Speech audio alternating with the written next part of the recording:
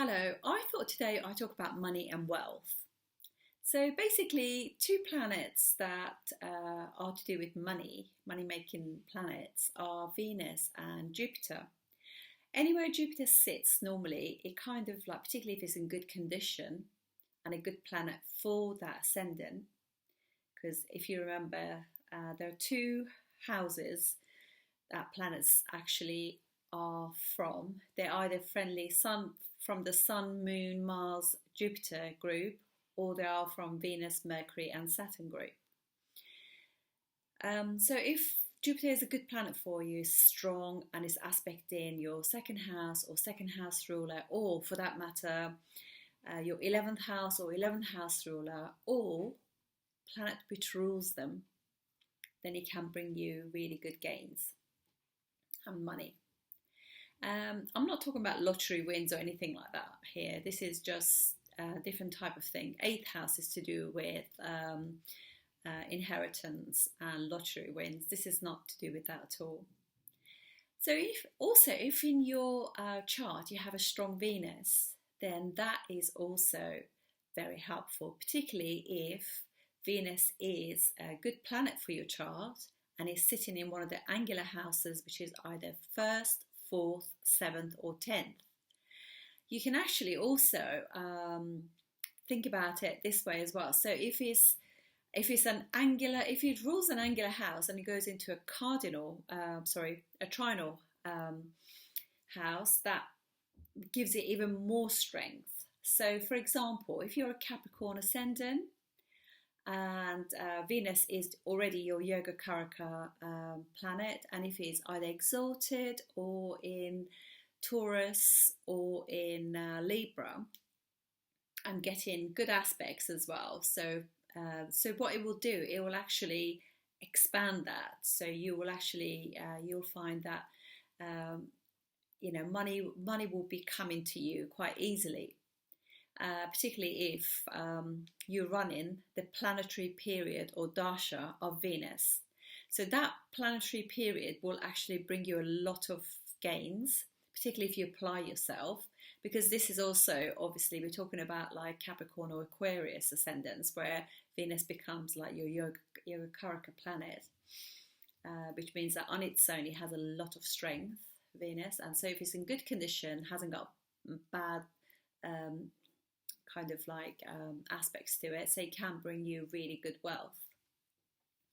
But there is a difference actually, and also obviously because both signs are ruled, Capricorn and Aquarius are ruled by Saturn, it just means that you, by putting effort into things, you really will see, hard work will bring you that wealth as well.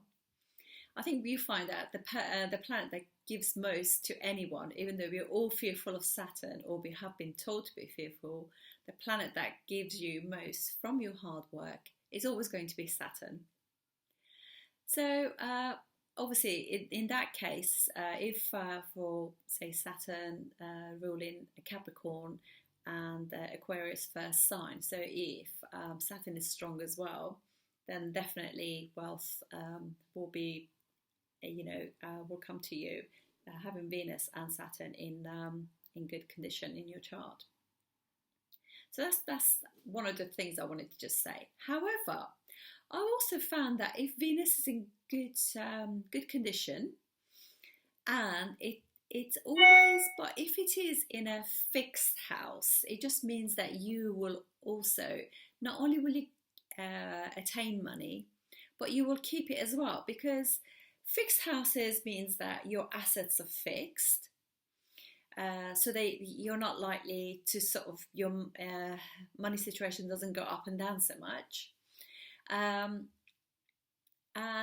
if Venus is also, if it's in a cardinal or a dual sign, there are going to be fluctuations in money. So having Venus in a fixed sign really helps, and if it's in good condition, for example, like we said, Venus in Taurus for a Capricorn or Aquarius, or for any planet, any other ascendant, if Venus is in a fixed sign, and also or in the fourth house of that chart, because obviously fourth house gives Venus strength as well. As long as it's not debilitated, then that also can mean money. And if those situations are actually, if they get a really, really good aspect by Jupiter, then happy days, even better.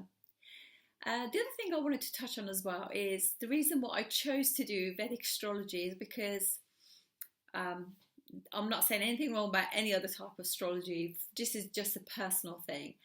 In Vedic astrology, they use a chart called D9 or the Navamsha chart, which what it does, it kind of, because sometimes, you know, when you look at some of this chart and you think, oh wow, they got amazing planets, they're so strong and everything. But like they got an exalted Mars, but they're really not that brave and they're not so energetic and everything. And so when you look at their Navamsha, because Navamsha is a chart which tells you the true oomph, if you like, true energy of that planet. And then you see that actually that exalted Mars is actually debilitated in the D9 chart. So it just means that what the actual exalted sort of condition of Mars is just very surface. It's not really running deep, and so they still have to really apply themselves for that planet, whatever planet it may be.